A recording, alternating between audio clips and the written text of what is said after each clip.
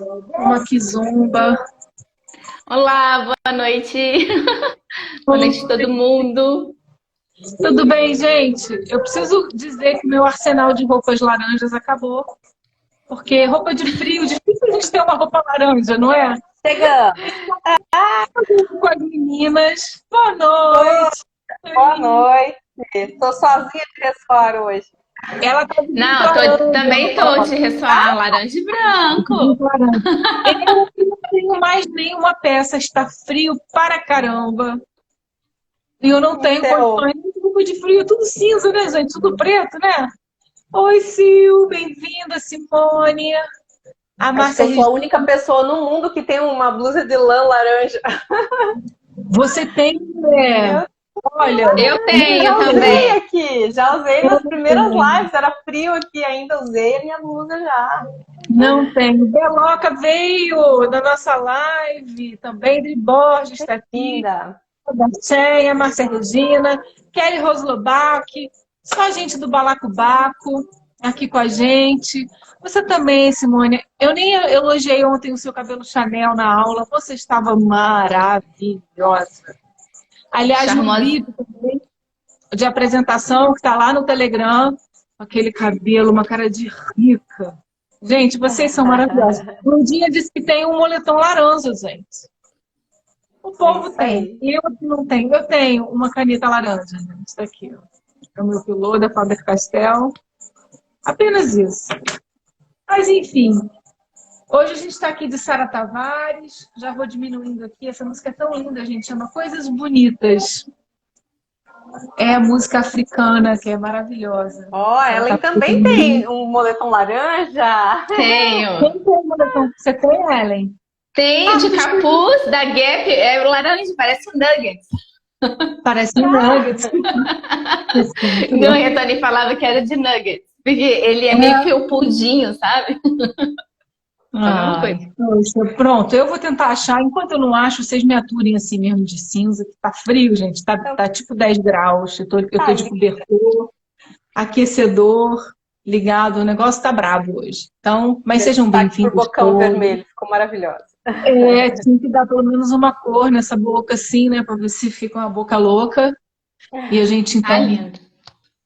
tem agora esse momento juntas nós três, esse é o momento do ressoar, e a gente vai batendo um papo sobre essa sequência de 5 vídeos onde a gente vem trazendo, então, as dores da infância, né, e suas máscaras. E a gente hoje traz, então, a ferida da humilhação, né, a dor da humilhação, e a máscara do masoquista. Antes de eu ir para isso, eu sempre gosto de dar uma recapitulada no que a gente falou na live anterior. Então, na terça-feira, nós falamos do perfil psicopata, e que é a máscara, né? O perfil é a máscara, e a dor é a dor da manipulação. Eu não sei se eu esqueci de falar, mas eu sei que perguntaram lá depois do vídeo tiveram algumas perguntas, e perguntaram sobre, Glaucia, a gente também está com saudade, tá? Beth acabou de chegar, a gente está com saudade de ti. Eu sei que segunda-feira você prometeu que já está com a gente nas aulas de volta. Mas só para recapitular, então, gente, a live de terça, né? O que faltou falar? Que eu não falei, ou alguém perguntou, e eu acabei, não sei se eu falei ou se eu não falei, mas eu vou dizer. Quando que se instala a ferida da manipulação e esse perfil psicopata? A fase é na fase dos primeiros passos, tá? Na interação dessa criança com o ambiente dela. Então, depende um pouco da idade em que essa criança começa a dar os primeiros passos, onde ela ganha uma certa autonomia, onde ela já tem algum certo gracejo, onde ela já se comunica mais, e aí cria-se aquela expectativa daquela criança que tem que fazer tudo bonitinho, porque ela é recompensada somente se ela agrada os pais, né? Os pais normalmente não fazem propositalmente, mas é aquela família que tem um alto nível de performance, ou que tem uma ambição, né, de alto nível de performance, e aí está sempre congratulando aquela criança quando ela faz coisas bonitinhas, quando ela faz coisas legais, e ela acaba, então, se sentindo manipulada, sentindo que ela precisa estar sempre num nível de performance, né, para poder ser aceita. Então, a fase é mais ou menos essa, desde os primeiros passos ou das suas primeiras interações, isso pode ir até os 6 aos 7 anos, não importa. É um mecanismo, né, de convivência dessa família, é assim que os pais funcionam com essa criança. Quando ela faz coisas bonitinhas, ela é recompensada. Quando ela não faz, ela não é vista, não é nem que brigam com ela, ela não é reconhecida, é como se ela nem existisse. Então, para que ela exista, ela precisa ser aquela criança que se destaca, mais bonitinha na festa, mais engraçadinha, e aí, só para relembrar. E também teve duas coisas que eu não sei se eu falei ou não, mas já que a gente está recapitulando, o psicopata na dor, ele adora mandar, né? Então ele pode ser extremamente autoritário, até agressivo, coagir o outro na força, né? E é muito sedutor, ele usa as palavras, usa o seu poder argumentativo, né, para conseguir o que quer, e ele se vitimiza, então ele se coloca no lugar da vítima para manipular os outros. Tá? Então, esse é um resuminho que eu não sei se eu trouxe, assim, porque a gente estava tão bagunceiro na terça-feira, a gente estava tão alegrinho, né? Muitas então, informações. Eu gosto de fazer os cheques, os pontos. E no recurso, ele é o astro da negociação, é o astro do resolver todas as circunstâncias difíceis que exijam diplomacia, vendas, ou seja lá o que for, né? Então, esse mini resuminho para tirar a dúvida de quem deixou lá embaixo no próprio vídeo da terça-feira, e eu estou respondendo aqui agora essa pequena dúvida sobre os psicopatas que têm a ferida da manipulação, tá? Para a gente deixar claro. Meninas, como é que vocês estão? Vocês estão bem? Bem, tudo ótimo. Então hoje vamos falar então um pouquinho, né, dessa... Eu vi que o Marco entrou ali. Hoje é a revanche, né? Você falou na terça sobre ele, hoje é o meu traço predominante, então vamos lá. Sou um exemplo aqui na live. Pronto, então hoje a gente vai descascar com a Soninha, né? Tadinha, não, a gente não vai fazer isso. A gente não vai fazer isso. Hoje estou aqui ao vivo, né? Não vamos fazer isso com você, pode ficar tranquila. O Marco merece, porque marido merece, né? É diferente. Não preocupa não, não preocupa não, que sempre a gente morde e depois assopra. A gente vem depois com recurso. Semana que vem sou eu, né? Então semana que vem é o rígido. Então eu mesma vou falar muito mal de mim, vocês podem ter certeza. Que eu sou dessas, né? Na verdade, a gente acaba falando de todo mundo, né? Todo mundo tá nesse embololô todo, né? Não, e a cada gente um tem um pouquinho de cada predominante, traço, né? Um é predominante, mas tem um pouquinho, cada um se identifica em uma característica, né? Sim, a Valdete falou, tamo junto, Soninha. Aí o Marco botou a exposição brava. Ele fala assim, a revanche. Ninguém mandou casar com uma mulher rígida, ninguém mandou. Mas pronto. Vamos começar a situar, então, essa ferida e essa máscara, né? Quando ela começa, de que forma ela se instala. Bem-vinda, Reginoca. Então, a ferida da humilhação, ela acontece no período do desfraude. Pode acontecer por N situações, mas principalmente quando a gente pega lá as teorias de Freud, quando a gente vai estudar, existe uma abordagem dessa fase, que é a fase do desfraude, em que muitas vezes o pai, a mãe, ou quem é o cuidador dessa criança, ela acaba tendo uma forma de educar que pode ser positiva e outra forma de educar que pode não ser tão positiva. Qual seria essa forma não positiva? Não compreender a maturidade daquele corpinho, não entender que cada criança é única e que ainda que exista um período, né, mais ou menos regular para a fase do desfraude, onde o que é o desfraude, gente? É quando a criança tem o controle do esfíncter. Quando ela tem, não é desfraude, eu vou tirar a fralda, não é isso, né? O desfraude é o momento em que os pais, juntamente com o pediatra, com a escola, entendem que aquela criança tem uma maturidade corporal para retirar os acessórios de contenção das fezes. Mas essa criança precisa estar com o corpo maduro. Para isso, Algumas crianças fazem esse amadurecimento físico do esfíncter mais rápido, outras crianças mais devagar. E dependendo do meio em que ela viva, esses pais não têm esse conhecimento, não têm não entendem essa questão do amadurecimento e fazem um processo assim, é assim, é nessa data que tem que ser. Então, se aquela criança não responde, né, fisicamente com esse controle do esfíncter, talvez como o outro irmãozinho respondeu, como outras pessoas da família foram, ela começa a ser repreendida, né? Mas de novo, você fez de novo, mas que feio, olha só, por que você não avisou? Papai e a mamãe estão aqui, por que você não avisou? E às vezes, né, gente, a gente sabe que tem criança até que apanha por isso, né? Tem as pessoas que mostram a frustração e tem outras pessoas que nessa educação vão até ser um pouco mais levianas ou agressivas por falta de conhecimento. E a gente não está aqui para julgar, a gente está trazendo informação. Oi. Gel, tem um detalhe que eu acho interessante. Tem uma fase que a gente, mesmo sem o auxílio do pediatra, né, para quem não tem, não são aqueles pais que estão acompanhando, mas para a gente ter ali um parâmetro, eles falam que quando a criança ela tem entre essa idade de 2 anos e meio, 3 anos e meio, e ela já consegue subir a escada sem se apoiar.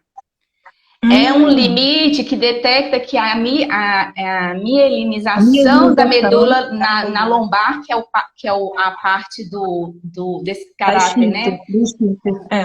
Do masoquista, já está formada. Então, já completou, ela está completa a formação, né? A mielinização dessa coluna, dessa medula na lombar. E aí a criança ela já consegue subir a escada sem se apoiar, sem segurar num corrimão ou na parede, quer dizer que ela já consegue ter o controle do esfíncter. Aí é um parâmetro.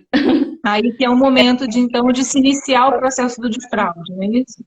Isso, fala, quem não tem escada, o outro sinal de prontidão é saltar com os 2 pés, né? Quando a criança tem esse controle de fazer o salto coordenado tirando os 2 pés do chão, né, já é um sinal dessa prontidão. Está associado também ao subir escadas, né, que às vezes a gente não tem a possibilidade de observar na escada. Mas é um sinal legal para os avós e papais aí que estão nessa fase, observar se realmente a criança está pronta nesse aspecto. Muito legal essa informação, bacana, vindo aí das nossas terapeutas maravilhosas e mentoras, essas informações de quem tem experiência, de quem sabe fazer ao vivo e de quem trabalha com medicina germânica, que tem mais informações bacanas pra gente. E mães legal. Que já passaram por essa fase, né? Nossa! Tiveram desafios. Então, nesse sentido, elas trouxeram esse plus, que é muito interessante, né? Porque você pode inclusive orientar, como claro, a gente está falando aqui para um público em geral, mas a gente também tem muita preocupação com o público de terapeutas, que enfim, o nosso alvo relacionado às nossas formações, né? Então, vejam que interessante, porque você pode ajudar no seu consultório uma mãe que possa estar passando por uma situação dessa com um filho e ajudá-la ela a entender que, olha, você tem um filho pequeno, quando você for começar o desfraude, você pode pensar nisso para que você não provoque, né, uma situação traumática. Então, é uma baita de uma informação, né? Mas, voltando para aquelas pessoas que não tiveram essa informação e que fizeram de uma forma, a Bela que tem uma pituca bem pequena, está dizendo, eu acho que deve ser alguma coisa tipo, para mim. Obrigada pelas dicas, meninas, porque ela tem uma pituquinha, coisa mais linda, uma pisciana maravilhosa, né? Então, ela já pegou a dicasinha para ela. Então, nesse sentido, voltando justamente para essas pessoas que não tiveram essa informação, que padronizam isso numa data, num período, e aí acabam forçando a barra desse corpinho antes dele estar preparado, antes dele ter feito a milianização da coluna, da medula na coluna, e aí vai trazendo, então, o quê? Ela não consegue, de fato, ela fica extremamente frustrada, porque ela não corresponde às expectativas daquele pai e daquela mãe, ou daquele cuidador. Aquilo vai causando um sofrimento intenso e um nível de tensão para a contenção que acaba acontecendo em todo o seu corpinho. Então, ela começa a criar um bloco, uma energia de contenção física muscular. Ela vai conter o músculo da nádega, ela vai conter o músculo do corpo inteiro, inclusive cabeça, rosto, tudo a parte mandibular, tudo isso aqui vai ficando comprometido e rígido, né? É aquela pessoa que é maçuda, que você olha, é meio quadradona, mas quando você pega, a pessoa é rija, né? É dura, é aquela massa que você fala assim, nossa, essa pessoa aí é dura, né? Ela como se fosse uma fortaleza. Ela cria realmente uma resistência nesse corpo e para segurar o esfíncter, para não decepcionar, para não ser chamada a atenção de novo, porque ela vai nesse processo se sentindo cada vez mais humilhada e não conseguindo corresponder às expectativas. Fazendo um parênteses que eu gosto muito de fazer, eu sei que muitas pessoas que ensinam essa teoria separam bastante essa teoria da questão do masoquismo em si, né? Da patologia masoquismo. Mas não chega a ser uma forma patológica, mas o fundamento é o mesmo, né? O que acontece com o masoquista? O masoquista, ele é uma pessoa que, na fase justamente desse controle das fezes, ou foi extremamente controlado pela mãe, eu tô falando da patologia, tá? Foi altamente castigado em doses muito altas, e aí ele tem um processo de... essa rigidez que vai sendo criada no masoquista, ele não consegue liberar uma energia emocional. Então ele vai prendendo, e é por isso que a patologia masoquista, que é algo muito além disso que a gente está falando, é como se fossem em graus, né? Então, assim, a gente aqui tem um processo que pode acontecer com qualquer criança, de um desconhecimento, mas não de uma relação extremamente patológica, como a gente está falando da patologia masoquismo, tá? Como se fosse uma fase primária, assim, lá no, né? Um inicio, uma primária. É na mesma fase, só que a carga do trauma é diferente. A carga do trauma é diferente. A carga do trauma é muito maior. Tem a ver até com uma violência, com essa falta de controle, né? Com essa falta de controle dessa esfíncter ou até um controle excessivo. Aquela mãe que é paranoica com o controle das fezes. Entende? Fez cocô? Não fez cocô? Você fez cocô agora? Não fez? Não fez? Fez, não fez, mas tem que fazer, tem que fazer. E até esse controle, né, dessas fezes vão fazer com que muitas vezes a pessoa tenha um desdobramento de personalidade, né, uma distorção de personalidade do sentido masoquista. E o que o masoquista, para Freud, o que o masoquismo significa? Freud achava que o masoquista ele tinha um desejo de viver a pulsão de morte todo o tempo. É como se ele precisasse do sofrimento. Então, quando Reich vem com uma outra pegada. Ele diz que o masoquista ele tem dificuldade de soltar. Ele tem dificuldade... É como se você fosse... Imagina que você está tenso, você vai criando uma tensão, pensa no orgasmo, né? Quando você não consegue ter um orgasmo, você está ali tentando, você está quase lá, e o orgasmo não vem. O orgasmo é o alívio, né? Então é como se o masoquista emocionalmente vivesse, para Reich, tá agora, vivesse num estado eterno de suspensão. Ele precisa quê? De alívio. E é por isso que a patologia masoquista, a pessoa se autoflagela fisicamente, muitas vezes quer ter relações onde ela apanha, porque é como se aquela porrada, e a gente sabe que energeticamente é isso, né? Quando você bate um carro, quando você sofre um choque, o que acontece? Um bloco energético, ele é quebrado, né? Então, o Reich vem falando disso, é como se o masoquista fosse criando uma eterna couraça. Aí a gente está falando do masoquismo patologia, tá? E aí a única forma que esse adulto consegue para aliviar essa tensão, muitas vezes entrar em processos de se machucar, de sofrimento. Não que ele ame o sofrimento, o que ele está em busca é do alívio e não do sofrimento, tá? Então, de alguma forma, a criança que passa... Agora vamos voltar para as dores da infância dentro de um processo natural, não de um processo de violência, não de um processo de controle excessivo de fezes, não. Num processo onde os pais e os educadores erram à medida de não compreender que aquela criança fisicamente ainda não estava pronta. E eles demonstram aquele excesso de frustração. Num nível bem mais baixo, é o processo que o masoquista cria. Ele vai enrijecendo um processo de tensão física e corporal para controlar essa esfíncter, né? E aí ele vai criando essa couraça física, esse corpo tão rígido, esse corpo tão endurecido, para que ele não se decepcione, não decepcione o outro, para que ele se proteja, né, dessas expectativas irreais sobre aquilo que ele pode e sobre aquilo que ele não pode oferecer. No fundo, essa rigidez física, ela vem dessa necessidade da contenção e tudo que esse masoquista precisa é pôr para fora. E aí, antes da gente seguir, meninas, quando vocês quiserem interromper, pode interromper, tá? Eu só vou trazer para vocês que existem 2 tipos de masoquistas, tá? Que funcionam de formas diferentes.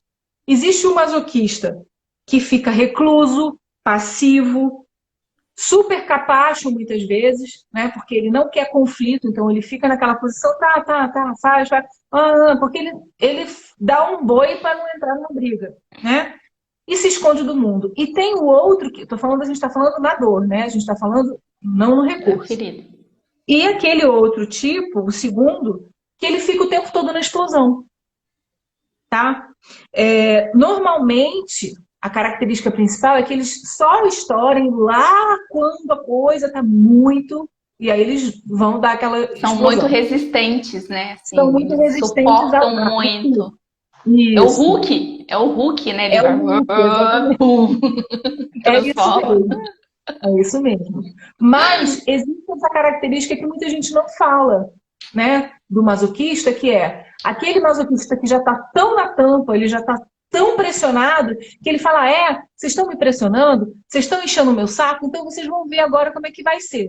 E aí sai fazendo um monte de besteira, botando os pés pelas mãos, ficam, em vez de aquela explosão que era no normal, aquela explosão lá no momento bem do acumula, ele se põe numa posição agressiva. É uma forma de tentar não ser afetado, ok? Então, essas 2 formas, elas vão causar dano emocional, elas saem atropelando, elas saem humilhando antes de serem humilhadas. É uma defesa. Então, eu vou humilhar você antes de você me humilhar.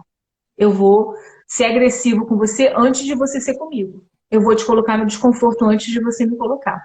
Então, porque às vezes, eu falo isso por conta da empresa, quando eu trabalhava no corporativo, e eu via que aquela pessoa tinha esse perfil e falava, por que essa pessoa está arrumando encrenca com todo mundo agora? Está arrumando encrenca com todo mundo porque existe esse processo, tipo, então agora você vai ver. Então, é legal a gente chamar atenção para isso. Hoje a gente já trouxe 2 coisas que são, assim, não são muito ditas sobre isso, né? Uma que as meninas falaram sobre a questão para você conseguir detectar se a criança está ou não na época de desfraude, que é, como a Ellen falou, subir as escadas, se ela já sobe sem colocar a mão na parede, no corrimão.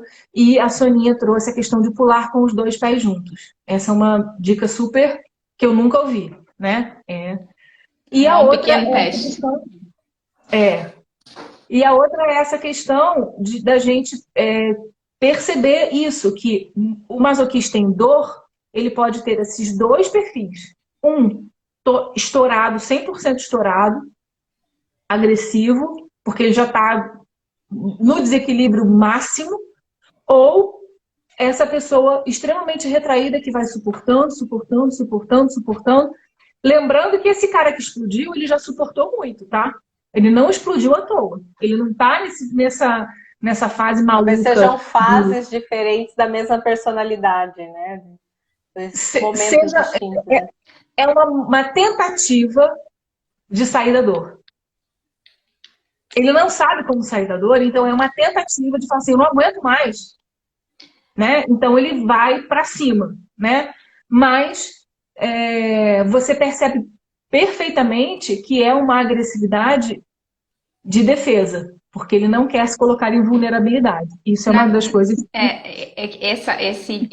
Esse perfil, né, esse caráter, o masoquista, ele tende muito a não saber dizer não, né, e vir atraindo tudo para ele, né, então e ele atrai pessoas que fazem isso, de certa forma, sobrecarrega. E aí ele acaba fazendo tudo para os outros, né? Ele vai se acumulando, deixando ele sempre para depois. E aí chega uma hora quando ele não dá conta ou quando ele é cobrado pelas questões dele, aí é um momento assim, que pode acontecer uma explosão dessa, porque tipo, todo mundo me pede, eu não sei dizer não. Vou fazendo, porque ele tem medo da humilhação. Então ele não quer chamar a atenção, ele não quer ser exposto, então ele diz sim. Sim, vai fazendo.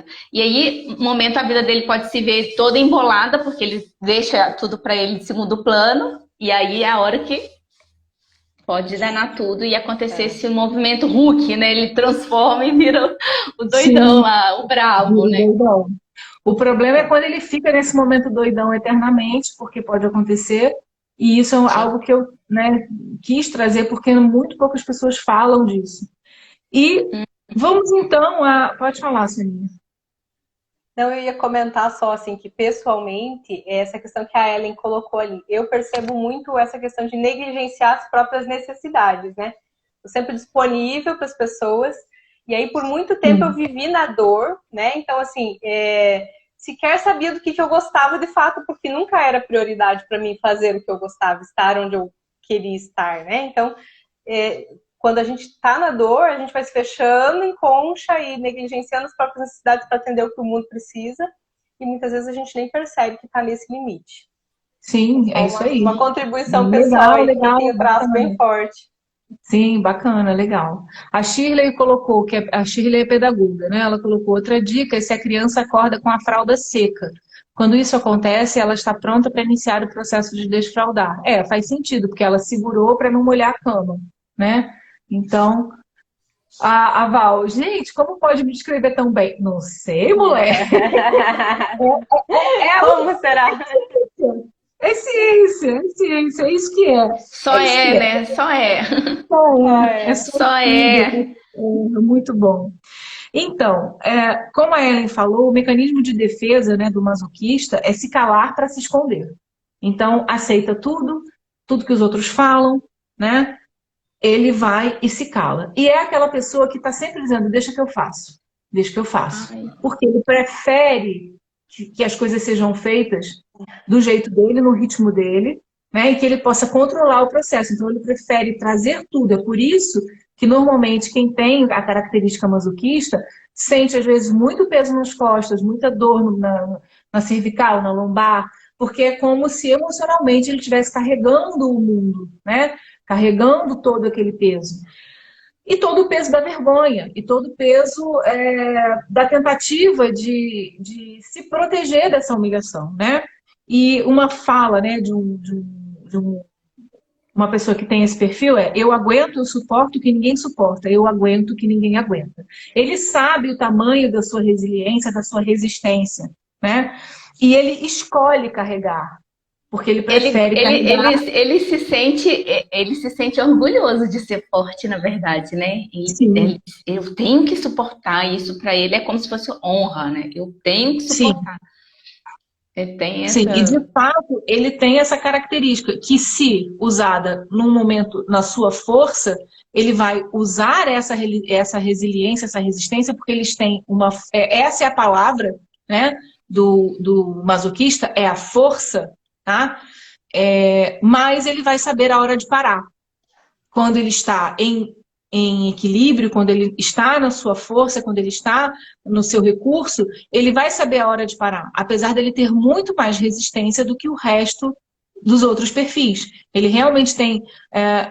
e duas características muito interessantes. Eles são extremamente organizados, planejadores, precisam de agenda, precisam fazer tudo de forma muito bem organizada.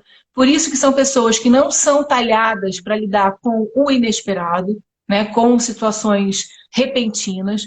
São pessoas que, para estarem em equilíbrio, precisam fazer um planejamento, né, precisam pensar no que vão fazer, como vão fazer, de que forma vão fazer. Então, são pessoas talhadas para trabalhos de arquivo, método, planejamento de festa, por exemplo, organizar, né, são os organizers, pessoas que criem e que executem, porque além de planejar, eles também conseguem executar muito bem. Eles planejam e executam. Eles são excelentes executores. Eles põem a mão na massa e fazem acontecer. Mas não exija desse perfil que eles sejam rápidos e que eles correspondam à sua expectativa daquilo que é eficiente. Eles têm a sua própria concepção do que é eficiência, do que é fazer bem feito.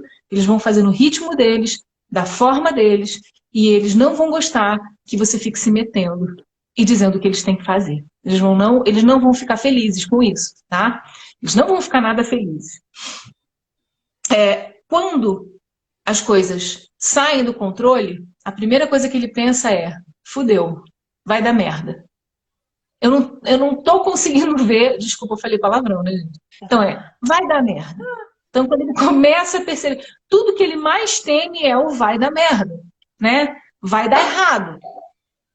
É o grande temor. Eles querem que tudo aconteça. Eles têm muita dificuldade de lidar com as coisas quando elas saem daquilo que foi planejado. Por isso que você, que convive com o masoca, precisa ter essa disponibilidade de perguntar para eles e ganhar a confiança deles, no sentido assim, de que você não vai criticar, que você está ali para apoiar naquilo que eles precisam.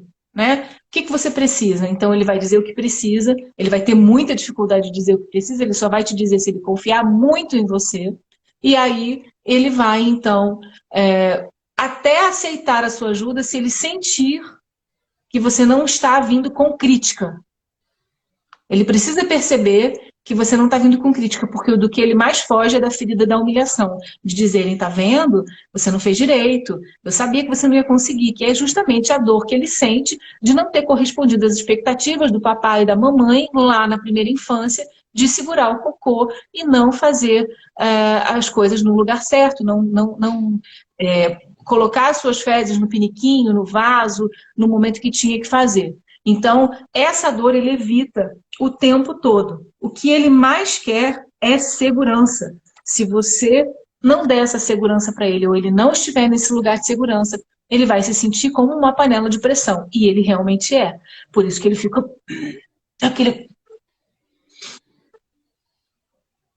Deixa eu ver assim, gente. Quer namorar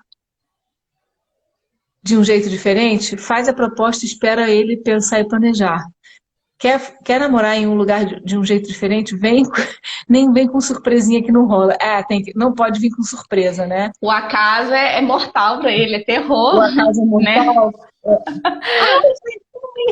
Quase que eu cancelei aqui o vídeo. O acaso é mortal.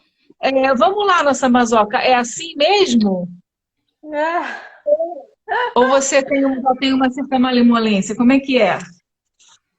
A gente vai aprendendo a se conhecer, né? E controlar os picos ali de explosão. Mas é exatamente assim, né? A gente vai absorvendo, puxando e sempre nessa necessidade de agradar, né? De não ser apontado os seus erros, as falhas, enfim, né? Sempre nesse esforço de fazer o mais perfeito possível, de atender as expectativas do outro, né? Pra, realmente com essa associação, embora inconsciente, né? De não fazer caca, não fazer nada que possa... E aí o interessante que você está falando, que é assim, existem outros perfis que também não vão querer errar, que vão querer fazer tudo certo, mas o motivo por trás é outro. No caso do masoquista, é não querer ser colocado em evidência e sentir que não fez o certo, e sentir que não correspondeu e se sentir humilhado, se sentir uma grande merda, né? Então, por isso que faz tudo sentimento. Faz tudo direitinho, evita a exposição. São pessoas, por exemplo, que você imagina, um artista, você pega um rígido e um psicopata, um oral, eles são altamente palco. vão querer dar a cara no palco. O masoca é aquele cara, quando tem um traço muito alto, é o cara que vai ser perfeito para fazer os cenários, para fazer todo o planejamento do backstage, toda a organização das pessoas, das roupas, enfim, do figurino. É aquela pessoa altamente detalhista, com uma capacidade enorme de ver os pequenos detalhes. Então, isso é que é bacana a gente pensar, é que não existe traço ruim. O que existe é você conseguir se compreender, perceber quem você é, perceber quais são as suas aptidões, as suas habilidades e as suas inaptidões e as suas dificuldades, e você se colocar num ambiente favorável para que você possa, né? Se você pega uma pessoa com um traço desse e coloca num ambiente extremamente competitivo, com um psicopata, com um rígido, né? Essa pessoa vai ser engolida. Se for um ambiente corporativo complicado e tal, ela não vai ter esse prazer em estar ali, porque ela vai tentar se retrair. Então, ela indo para essas funções mais de organização, onde elas não têm tanta cara para bater, elas vão se sentindo, então, melhores, né? Isso é verdade. Então, ponto fraco. Sentir-se humilhado, ou ter medo dessa humilhação, né? Tem uma necessidade intrínseca de segurança, planejamento e de solidão. Eles também, como o esquizoide, precisam muito da caverna, tá? São por motivos diferentes. O esquizoide precisa da caverna porque na caverna ele tem insights, acessos, a criatividade dele fica assolada dele. O masoquista ele precisa da caverna para se desligar, para descomprimir aquilo que a gente estava falando, dessa compressão que vai. Imagina aquele, né? Você não consegue chegar no alívio. Imagina o que a gente estava falando. Imagina uma excitação onde não tem orgasmo, né? Então, essa excitação sem o orgasmo, ela não é boa. Você não tem alívio, né? Então, é preciso alívio. E o masoquista, ele precisa desse tempo para descarregar, para aliviar, para soltar, para esvaziar essa rigidez, tá? A grande força dele é suportar muita carga, né? É ser uma pessoa com facilidade de repetir processos, de organizar, de idealizar, de planejar e executar nos mínimos detalhes aquilo que foi planejado. Um estímulo que pode ser dado para que essa pessoa... Sabe esse ponto que a gente está falando da compressão? Né? Então, essa compressão excessiva, uma das coisas que você pode ajudar a indicar para uma pessoa que tem esse perfil é fazer um esporte onde ela ponha muita energia, tipo um jiu-jitsu, uma luta marcial qualquer, um karatê, onde ela possa ter esse contato com algo que realmente ela possa fazer uma força no corpo para dar esse alívio, ao mesmo processo que a gente estava falando da patologia masoquista. Oi? A Beth perguntou ali, né? E quando está tão habituado à humilhação que não consegue sair? Tem que ir criando ferramentas, né? Tomando contato com as forças dessa característica, com os potenciais, para que você consiga, de alguma forma, extravasar toda essa pressão. E aí vem também essa questão da atividade física que a Jel está colocando, né?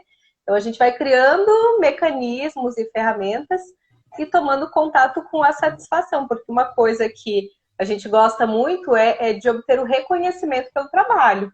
É uma coisa que nos coloca na nossa potência, né? Então, assim, quanto mais eu for elogiada pelo meu trabalho, mais vontade eu vou ter de fazer perfeito, de entregar melhor, de entregar mais. Então, a partir do momento em que você começa a tomar contato com a sua força, você vai realizando atividades que te colocam nesse lugar. Das pessoas te elogiarem, das pessoas reconhecerem o teu esforço, o teu trabalho, enfim. E aí você vai aos poucos saindo dessa dor, dessa prisão, né, da contenção ali dessa energia realmente. O que você está falando é o processo da recompensa, né? O que é muito bom quando você tem, por exemplo, relações seguras, né? Então você sabe que dali vão vir recompensas, mas o que você falou é perfeito, e lembrando que para você desacostumar com isso, você precisa começar a fazer um trabalho para sair do processo da dor, né, dos comportamentos dolorosos e começar a buscar, usar a força que existe em você, né, para algo que vai te levar ao que você falou, ao prazer, né? Então, a busca desse prazer vai levar você a isso. A Beth falou assim, Elizabeth, só atrai críticas. Sim, se você não está frequenciando naquilo que você deveria, no amor próprio, no autocuidado, porque assim, todos os traços, né, têm a sua dor, mas todos os traços precisam cuidarem de si mesmos, com amor. Então, no processo de auto-amor, eu vou ser a pessoa que me recompenso. Eu vou ser a pessoa que sei quem eu sou, quais são as minhas limitações. Eu vou começar, e era até o que eu ia dizer aqui, né? O masoquista, ele precisa começar a aprender que dizer não vai matar ninguém, né? E que vai preservar ele, que ele vai usar a força dele até onde não o prejudica. Então, eu sei, por exemplo, que a Sônia é extremamente no trabalho organizada, vai, executa, faz, ajuda os colegas, vai lá para tem um problema, eu vou lá para tentar resolver. Então, assim, é uma característica que traz uma fidelidade, uma segurança para o grupo. Que aquela pessoa não vai te faltar, ela não vai falhar. Né? Então, isso está no seu ponto de força. Então, é uma pessoa que você sabe que pode contar, que não vai falhar, que se ela der aquela palavra, ela vai cumprir. São muito leais, são muito... Quando eles encontram aquele lugar onde eles sabem, assim, eu posso confiar, eles são e tipo cão, né? Cão de guarda.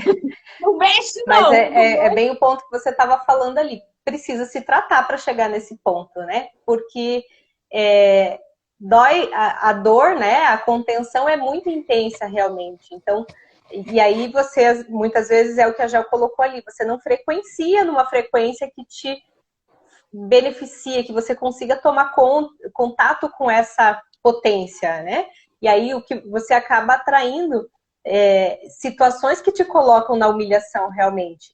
Então, por Sim. isso a importância de buscar o tratamento energético, né? O acompanhamento ali dos seus processos, né? Isso que você está falando é para todos, né? Quem tem essa todos os traços. Se não tiver tratado, vai atrair traição, vai atrair. Quem não está com a ferida do abandono tratada, vai atrair situação de abandono. É a frequência que você está. É o que você está emanando para o universo. Até que você consiga olhar para isso com amor, para si mesmo com amor, e vibrar num outro lugar, num lugar de autoaceitação, num lugar de compreender que, ok, eu sou assim, mas qual é o lado bom disso? É parar de negar essa dor, parar de negar essa sombra, que é o que a gente tem falado aqui. A integração da sombra é o que te salva. É você falar assim, tá, eu tenho isso, eu tenho essa dor. Só que como eu vou lidar com ela? Me amando, me cuidando, respeitando os meus limites, sabendo que eu tenho essa força, eu sou fiel, eu sou leal, mas eu vou ser com quem merece. Eu dou a minha cara para bater, eu vou lá e protejo as pessoas que eu amo, mas eu vou fazer por quem faz por mim. Eu não vou sair por aí me escalavrando por qualquer coisa. É começar a entender o que vale a pena e o que não vale a pena naquele traço que você tem, né?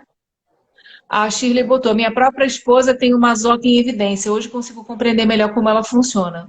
E quanto mais você pressiona uma masoca, menos ele fala. Tá? Quanto menos você pressiona ele, menos ele vai se comunicar com você. Você precisa deixar ele. Vai chegar um momento, se ele confia em você, vai chegar um momento em que ele vai se abrir. Tá? Eu trouxe aqui mais algumas coisinhas que eu anotei. Eles são lentos e metódicos para garantir que tudo está ok. Não espere que ele tenha velocidade de execução de outros traços. Tá? Um conselho que a gente dá é não carregue lixo emocional dos outros. O masoquista tem essa característica de, quando está na dor, carregar o lixo emocional de todo mundo. Carrega o mundo nas costas, acha que vai resolver tudo. É uma forma dele se sentir melhor com ele mesmo, né? Mas não é positivo. Outro conselho que a gente dá é usar essa energia de concretude de realizar, de organizar, de planejar para realizar os seus próprios sonhos. Para de entregar o ouro para o bandido. Sabe? Se você vai fazer um projeto com alguém, se você vai trabalhar numa empresa, você vai dar aquilo até um certo ponto. Se aquela empresa merecer toda essa sua lealdade, se não merecer, você vai se poupar. Certo? Então, esse é um conselho que a gente dá para o masoquista. Né? Então, a empresa está caindo aos pedaços, todo mundo fazendo merda, e você tentando segurar os 500 pratos para ser o super-herói. Não vale a pena. Use essa frequência, use essa energia para realizar o seu sonho, Sônia. Bora realizar os sonhos, isso aí. Bora realizar os sonhos. Faça listas. Mas o que precisa fazer lista? Precisa priorizar. Eu funciono muito com checklist. Checklist. Aprenda a dizer não. Porque todo mundo vê essa eficiência executora, executiva, e fica muitas vezes se acomodando também. Faz isso pra mim. Você é tão forte. Você aguenta, você pode, você consegue. Né? E tem um porém, né? Eles fazem, mas eles ficam com raiva. E essa raiva fica onde? Dentro. E aí é onde que vira essa panela de pressão. O masoquista é para coisas ruins, para guardar e lembrar, porque aí a hora que explode lembra coisa de 10 anos atrás que aconteceu, que magoou, que feriu, enfim, né? E vem tudo junto, né? E você nem sabe onde que ele... Tipo, oi, você lembrou nem lembrava mais disso. Vai descarregando que nem uma metralhadora, né? Irmão de masoquista, mas eu tinha 5 anos quando eu matei o seu coelho. Peraí. Eu tinha 5 anos quando eu matei o seu coelho. Pega também muitas questões, né, do estômago, essas coisas, a Soninha sabe melhor, porque acaba que contém tudo. É a raiva contida, né? Vai. Pega direitinho. Arrebenta. Estômago, e aí, vesícula. Aqui, né? Outro conselho prioritário é respeitar o seu próprio momento caverna. Então, assim, respeita. Quando você precisar da sua caverna, vai para sua caverna. A Kathleen colocou, acho que eu sou masoquista. Vamos descobrir isso, mulher. Você vai descobrir tudo lá. Vamos lá fazer a medição. Eu já fiz a medição, depois eu conto para ela. Então tá. E aí, vamos falar um pouco das coisas boas, né? Daquilo que pode ser, como a gente está falando assim, como que eu posso então ir para o meu recurso? Eu trouxe algumas coisinhas aqui também, eu organizei para não esquecer. O masoquista, ele gosta de instruções claras, ordem, constância, e isso alivia e relaxa ele, tá? Então, quando você trabalha com um masoquista, dê direções certas, seja claro naquilo que você deseja. Diga exatamente o que você quer, com precisão. Eu preciso disso, faça isso, me entregue dia tal. Né? Então isso deixa ele aliviado. Essa coisa muito solta. Marley está perguntando, como faz a medição? Tem 2 processos de fazer a medição, Marley. Um é através de uma análise física, tá? Então você olha para os traços, tem o olho, tem a boca, tem a caixa torácica, né? O bumbum, as pernas. Então tem toda uma análise que a gente faz corporal, e aí você consegue perceber quantos % de cada um dos traços você tem. Mas o terapeuta master também vem trazendo uma nova medição, que é uma medição energética, né? Que nós estamos, então, ensinando no nosso curso de terapeutas, tá? Logo, logo terão vários terapeutas aplicando essa metodologia também. Não que nós não vamos deixar de olhar para a análise corporal. Isso sempre vai caminhar junto, porque é uma forma de balizar o conhecimento. Mas nós vamos trazer, então, essa forma energética também de medir, tá? Com o pêndulo, a gente consegue fazer uma medição disso.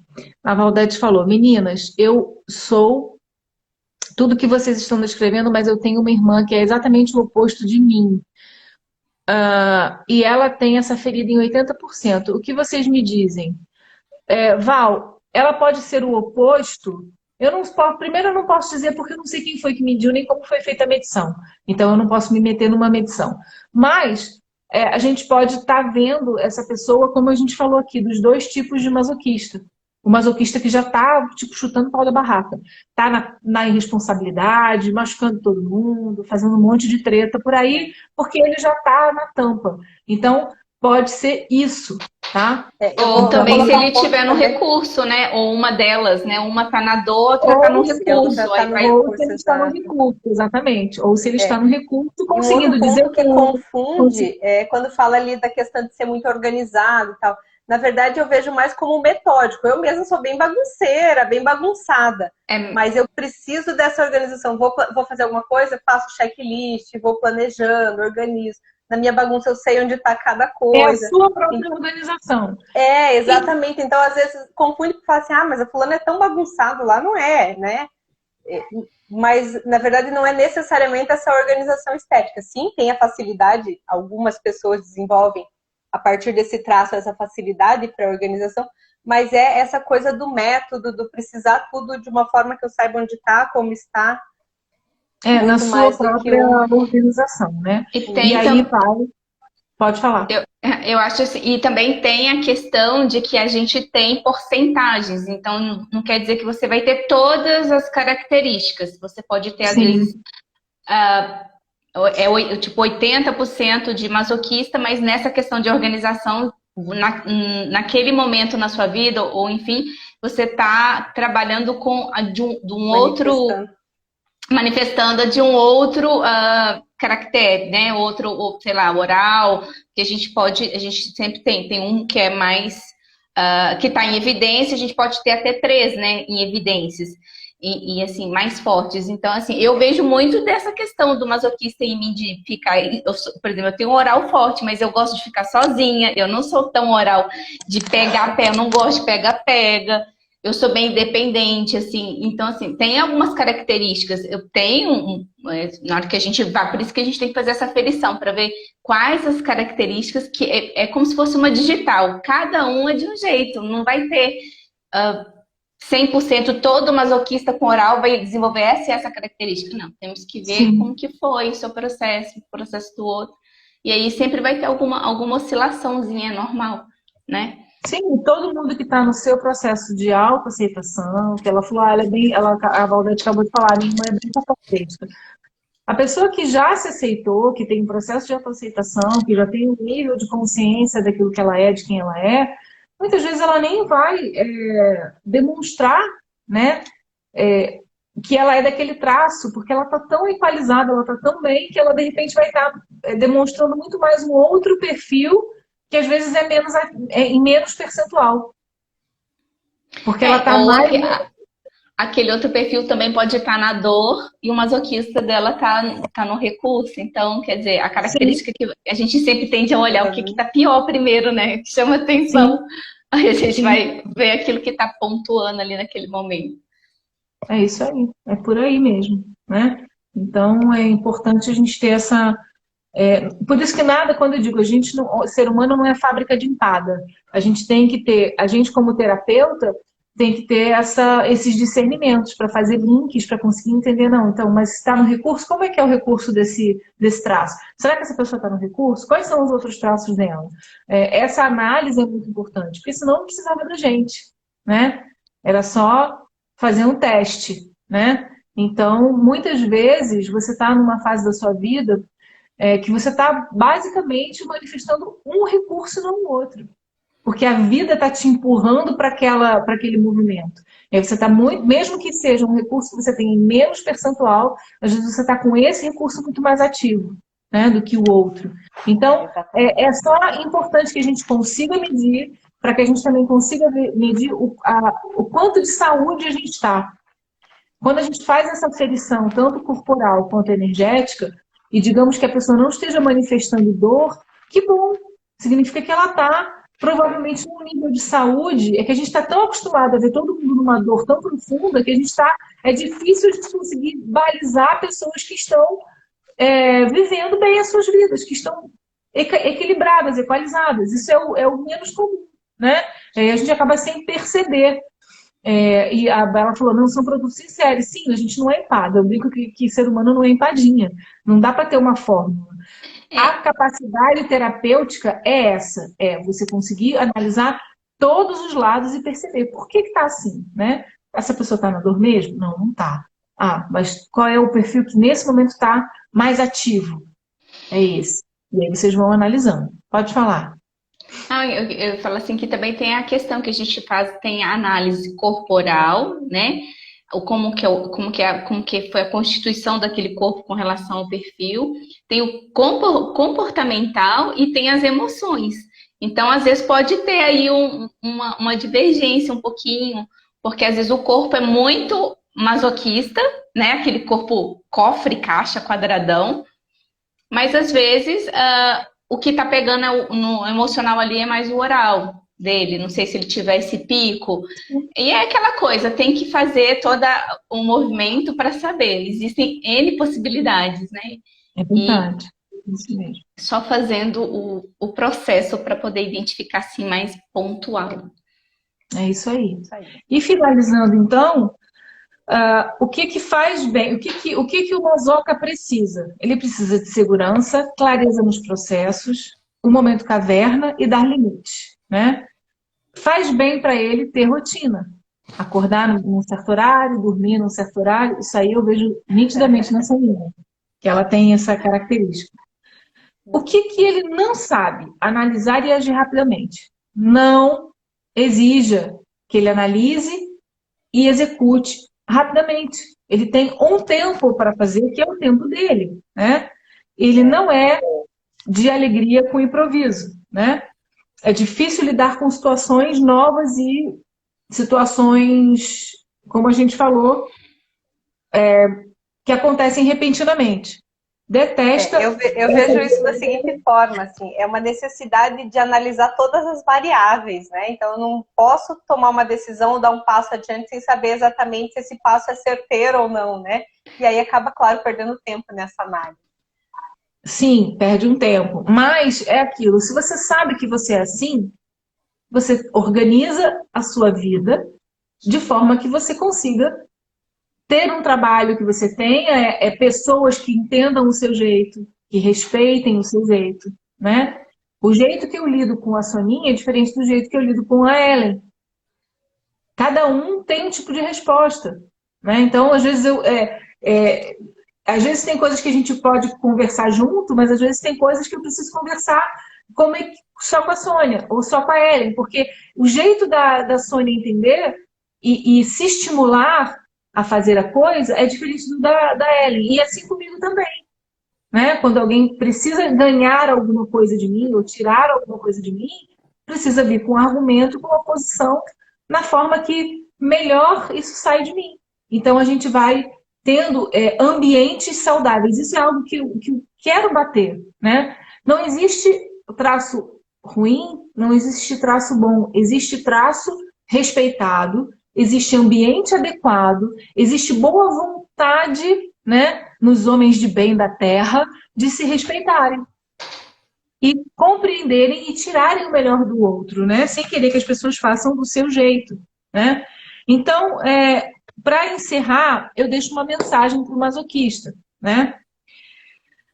O que você tem que fazer é escolher o que você vai carregar, para quem você vai colocar a sua energia e a sua força, para onde você vai direcionar a sua confiança, a sua lealdade, e para quem você vai dar essa segurança e para quem você vai se colocar à disposição, né?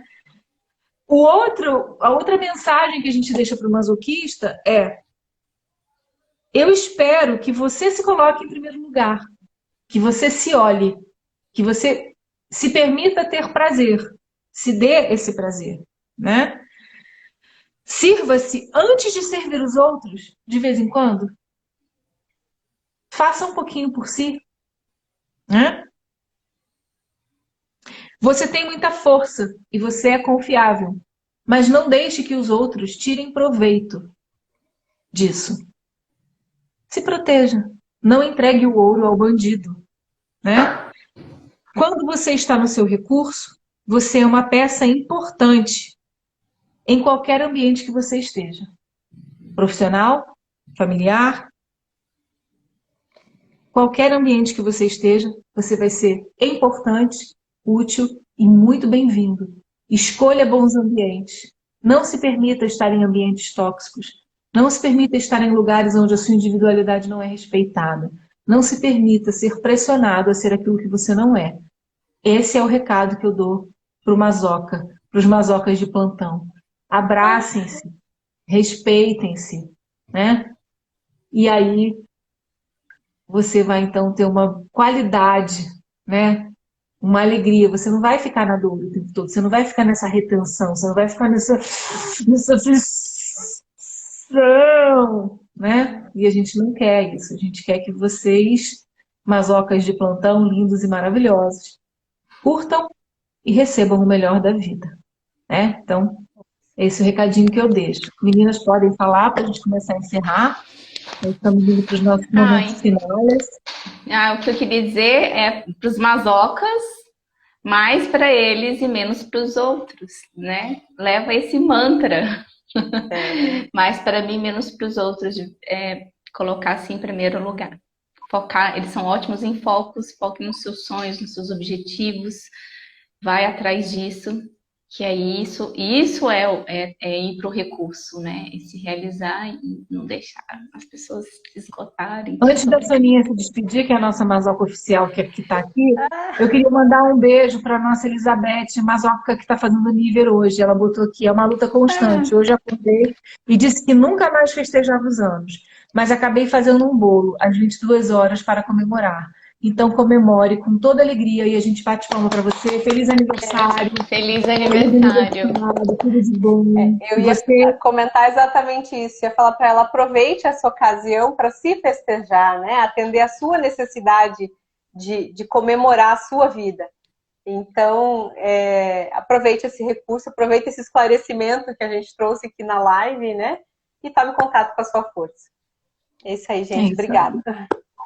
Meninas, um beijo gostoso. Obrigada, é sempre bom estar com vocês. Vocês são tudo de bom, né? Agradeço a todos que estão aqui presentes. A gente tem agora mais de 30 pessoas na nossa audiência. É muito bacana isso, ver que a gente está conseguindo manter essa energia gostosa e essa constância e bastante gente com a gente nas lives. É muito gratificante, faz a gente querer fazer mais.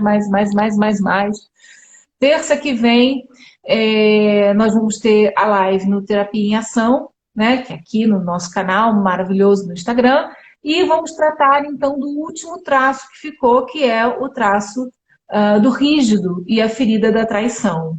Então não percam, né? Falaremos muito mal de muita gente, claro que não. E eu espero vocês e que a gente possa usar todo esse conhecimento a favor da humanidade, a favor de nós mesmos, a favor de um ambiente melhor, de um mundo melhor, né? Que a gente possa olhar com respeito para a diversidade. Esse estudo ele é muito legal e eu sempre gostei de aplicar ele nas empresas que eu trabalhei, porque quando você ensina esse conteúdo, as pessoas começam a olhar para a diversidade, para aquilo que não é igual, e que as pessoas não são empadas, não são forminhas né, de queijo, como é que é? Empada de queijo, né? Nem é risoles, nem é coxinha, e que cada um é cada um. E que se a gente consegue respeitar isso, a gente consegue melhores relações no trabalho, melhores relações na família, a gente consegue criar ambientes mais saudáveis para todos nós. Queria agradecer mais uma vez a Sônia, porque se expôs aqui com seus exemplos, né? A Ellen também, que trouxe muitos comentários relevantes, dizendo que nós somos uma equipe, que aqui todo mundo é igual, né? Tem dia que uma fala mais, a outra fala menos, porque é o dia daquela pessoa trazer o conteúdo, mas que todas são extremamente importantes, assim como no Terapeuta Master. O que a gente valoriza é a luz de cada um, é a alegria de cada um e que cada um manifeste aquilo que veio para manifestar. Vocês são o melhor de vocês, porque vocês são projetos da centelha divina. Vocês são aquilo que vieram para ser. Amem-se, respeitem-se, né? E respeitem o coleguinha. E aí tudo vai dar certo. Tá bom? Um grande beijo. Até terça na live. Mas a gente está junto na segunda-feira também. Quem está no Terapia em Ação, a gente se encontra lá, tá bom? Um grande beijo, fiquem com Deus. Beijo. Até terça-feira. Um beijo, vocês é que são maravilhosas. A Bela, cada um é único, maravilhosas. A Shirley colocou, adoro ver os comentários, gente. Eu fico toda. Corações, risadas. A Bela, eu rígido, maravilhosas, obrigada por tanto, a Roberta. Muitos comentários gostosos e alegres e felizes. Sempre lembrando, gente, que, cara, tudo pode ser em micro ou em macro. Todo mundo tem um pouco de dor, né? E quanto mais você chafurda na dor, pior a sua situação vai ficar. Olha para ela com carinho, acolhe e vambora. Não é isso? Aí, beijão. Beijo. Fiquem com Deus e vamos lá.